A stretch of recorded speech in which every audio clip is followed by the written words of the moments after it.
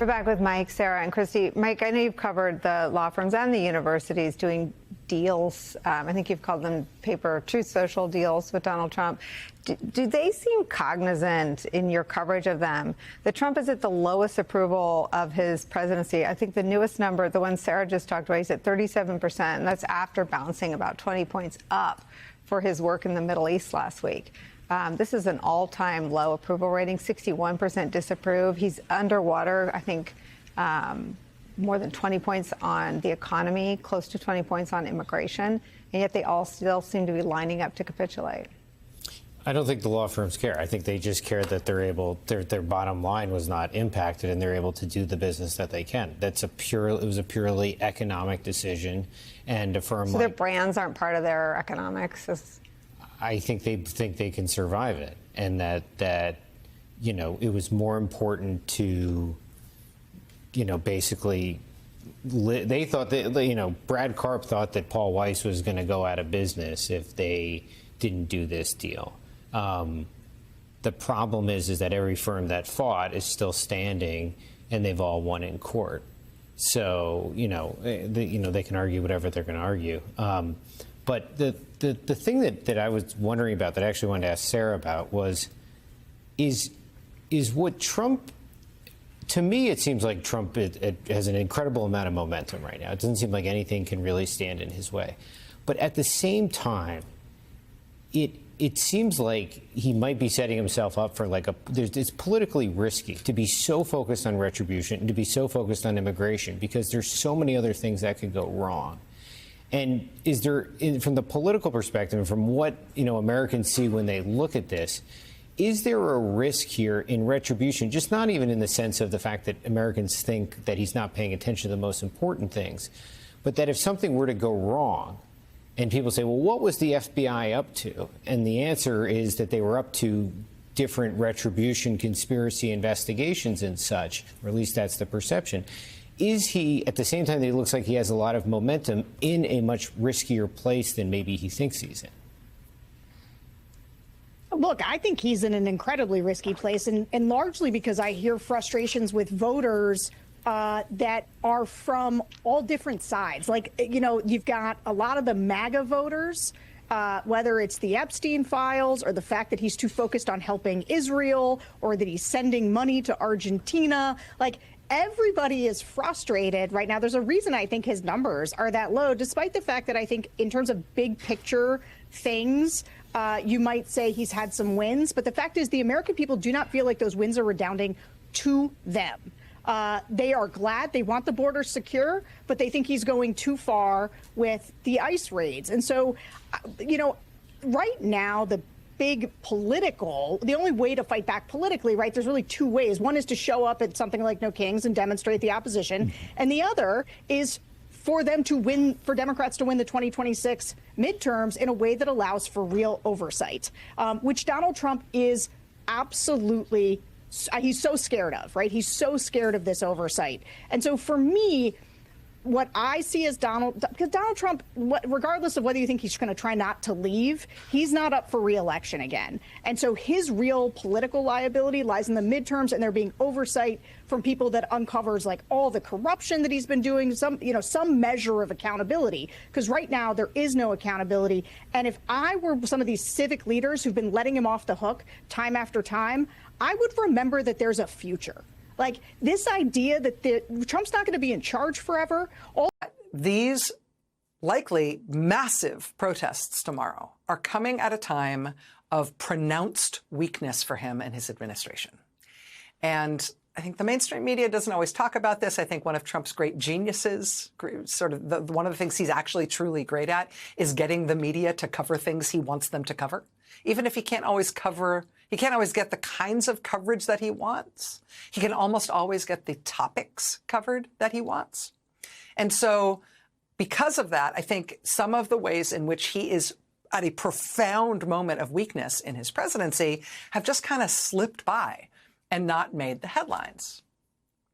But I think if you're being real and you take a wide aperture look at what's going on with him right now, that's the pretty obvious bottom line. I mean, here's just one piece of that. So today's Friday.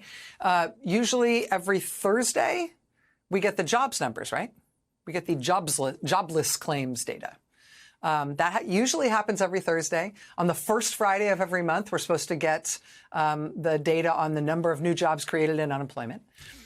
We're not getting that now, apparently because of the government shutdown. The first Friday after the shutdown started, they reportedly had that jobs report ready to go, and they could have released it, but they didn't for some reason. That's not exactly a sign of strength. Private sector job indicators around the same time, payroll data and stuff, indicated that the jobs numbers right at the start of the shutdown might actually be horrific numbers. And so who knows, maybe that influenced Trump's decision about not allowing that data to be released, even though they had it right at the start of the shutdown. We'll never know, right? Before the shutdown, Trump fired the head of the Bureau of Labor Statistics when the jobs numbers started looking really bad. Well, now Trump has quietly withdrawn the nomination of the guy he picked to replace the head of the Bureau of Labor Statistics. He's withdrawn that nomination, and nobody new has been named for that job. Trump has also quietly just withdrawn his nomination for the person he wanted to put in charge of veterans benefits at the VA. That nomination has been pulled as well. Trump has also quietly just withdrawn his nominee for a senior oversight position at HUD. That nomination's been pulled as well. Trump has quietly just withdrawn his nomination for the person he wanted to be ambassador to Serbia. That's gone now, too. Trump has quietly just withdrawn his nomination to lead the CFTC, the Commodity Futures Trading Commission.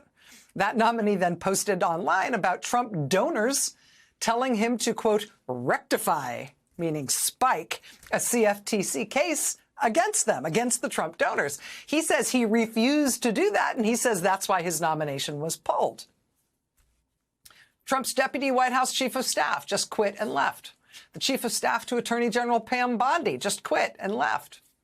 They just removed the 25-year-old Fox News producer. They put in charge of the commission that's supposed to run the America's 250th birthday celebration. How come all these people are being pulled? How come all these nominations, controversial for one reason or another, are all just being yanked? Can't stand the bad press? Can no longer take it, political capital-wise, to have unpopular or problematic nominees pushed through the news cycle? You don't feel strong enough to bear that brunt anymore the way you used to? Today, this was a large protest on the lawn at the main campus quad at the University of Virginia. This is the protest there today with students and faculty and staff telling the UVA administration that they should refuse to sign this deal with the devil compact with the Trump administration to supposedly get special preferences in federal funding if you agree to Trump's ideological strictures on your academic freedom. This was the protest today at UVA, telling the UVA administration, don't you dare, do not sell us out, don't you sign that thing.